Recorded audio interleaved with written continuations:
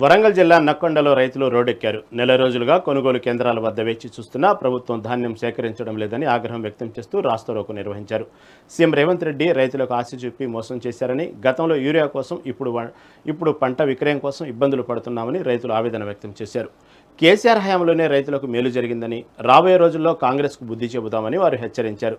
ఈ నిరసనతో నెక్కొండ మండల కేంద్రంలో ఉద్రిక్తత నెలకొంది.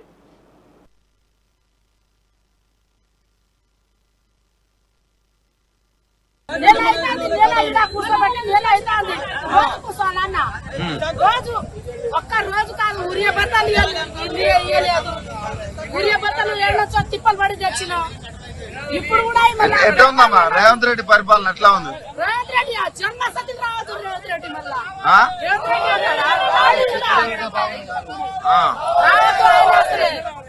వాడు వచ్చి ఏం చేసాడు? రేవంత్ రెడ్డి ఏం గొప్పగా ఏం చేయలేదు.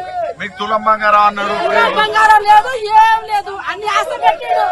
నోట్ల అన్నం పెట్టి కూర్చుకున్నాడు రేవంత్ రెడ్డి. నోట్ల అన్నం పెట్టి కూర్చుకున్నాడు. ఏం చెప్పిండు రేవంత్ రెడ్డి? ఏం చెప్పలేదు.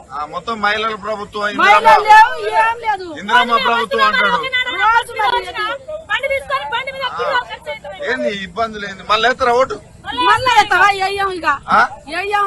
ఆ సార్కి ఎత్తాం, కేసీఆర్ కి ఎత్తాం. మళ్ళా ఆయననే చేస్తాడు, మొత్తం పని చేస్తాడు మంచిగా. రైతు బంధు ఇచ్చిండు, ఒక్క ఢోకా లేకుండా చేసిండు ఆయన పని. అది కాదమ్మా, ఇప్పుడు ఇంకా 2 ఏళ్ళు ఉందిగా. ఈ మధ్యలో మిమ్మల్ని కోటీశ్వరాలు చేస్తారట, 1 కోటి మందిని. చెయ్యడు అన్ని మాటలతో, మొక్కజొన్న తోటే చేస్తాడు కావచ్చు. మళ్ళీ